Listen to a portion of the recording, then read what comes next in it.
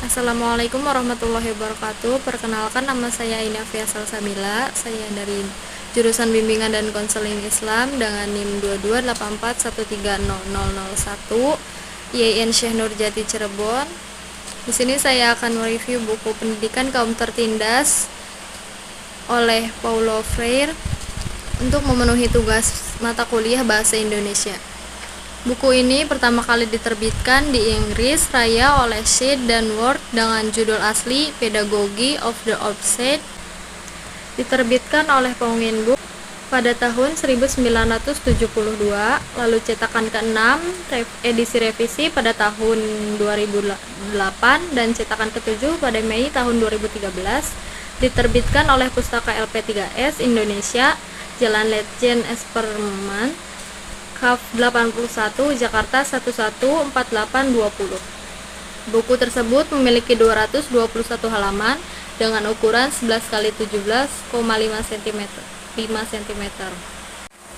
Pada bab pertama, yaitu membahas tentang pembenaran bagi suatu pendidikan kaum tertindas. Dalam konteks yang konkret dan objektif, masalah kehumanisasi maupun dehumanisasi keduanya merupakan kemungkinan yang selalu tersedia bagi seseorang sebagai makhluk hidup. Dehumanisasi yang menandai bukan saja hanya mereka yang telah dirampas kemanusiaannya, tetapi juga mereka yang telah merampasnya. Tugas kesejarahan dan kemanusiaan terbesar bagi kaum tertindas yaitu membebaskan diri mereka sendiri dan juga kaum penindas mereka.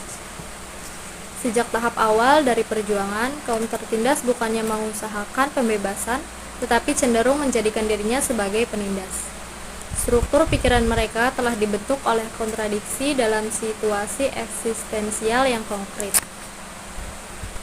Humanisasi sendiri bisa diartikan sebagai memanusiakan manusia, dan dehumanisasi yaitu penghilang hakikat manusia.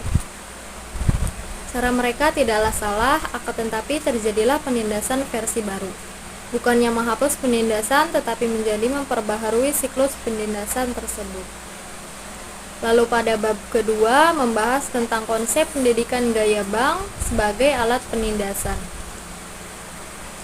Pendidikan bercerita dengan guru sebagai pencerita, mengarahkan murid-murid untuk menghafal secara mekanis apa isi pelajaran yang diceritakan. Lebih buruk lagi, murid diubahnya menjadi bejana-bejana atau wadah-wadah kosong yang diisi oleh guru.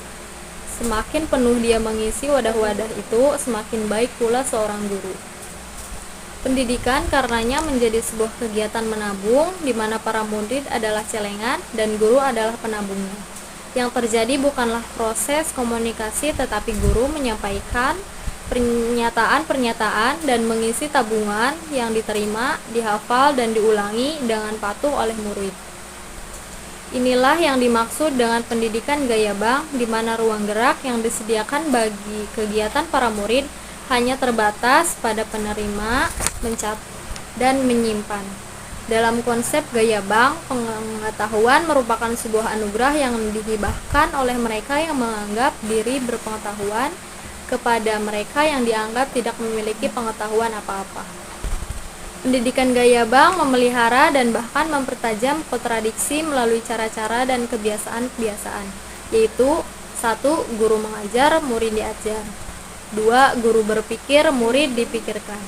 Yang ketiga, guru mengetahui segala sesuatu, murid tidak tahu apa-apa. Yang keempat, guru bercerita, murid patuh mendengarkan.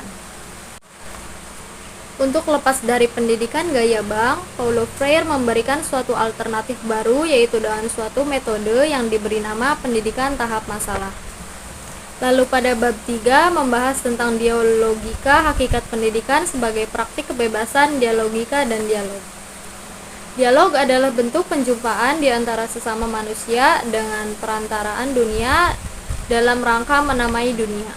Jika dalam mengucapkan kata-katanya sendiri sebagai sarana di mana seseorang memperoleh makna sebagai manusia. Karena dialog merupakan bentuk penjumpaan antara sesama manusia di mana keterpaduan, refleksi, dan tindakan para pelakunya ditujukan pada dunia yang harus diubah dan dimanusiawikan, maka dialog tidak dapat disederhanakan sebagai tindakan seseorang menabungkan gagasan-gagasannya kepada orang lain. Akhirnya dialog sejati tidak akan terwujud kecuali dengan melibatkan pemikiran kritis. Pemikiran yang melihat suatu hubungan tak terpisahkan antara manusia dan dunia tanpa melakukan dikotomi antara keduanya. Pemikiran yang memandang realitas sebagai proses dan perubahan, bukannya entitas yang statis, pemikiran yang tidak memisahkan dari diri tindakan, tetapi senantiasa bergumul dan masalah-masalah keduniawian tanpa gentar menghadapi resiko. Pemikiran kritis berlawanan dengan pemikiran naif, pemikiran yang melihat waktu sejarah sebagai sebuah beban, sebuah suratifikasi, perolehan-perolehan, dan pengalaman-pengalaman masa lalu. Dari mana masa kini harus tampil dalam keadaan normal serta baik-baik. Bagi pemikir naif, yang penting adalah memberi tempat bagi hari ini yang normal itu. Bagi pemikir kritis, yang penting adalah kelanjutan dari perubahan realitas demi kelanjutan proses humanisasi manusia.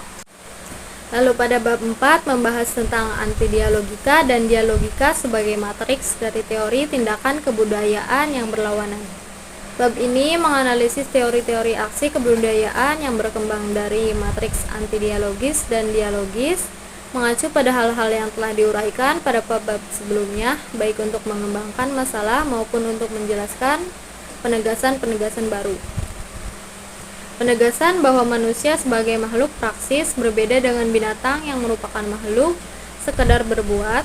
Binatang tidak memikirkan dunia, mereka tenggelam di dalamnya. Sebaliknya manusia memunculkan dunia, mengenalinya, dan dengan cara itu dapat memahami dan mengubah dunia dalam karya mereka. Buku Pendidikan Kaum Tertindas sangat cocok dibaca oleh siapapun. Dengan membaca buku ini, setidaknya kita akan tahu bagaimana menjadi manusia dan memanusiakan manusia. Kekurangan dari buku ini adalah terdapat kata ilmiah yang semua orang tidak bisa memahaminya, sedangkan kelebihan dari buku ini yaitu kita sebagai pembaca tahu dan bisa menerapkan berpikir kritis melalui pemikiran Paulo Freire.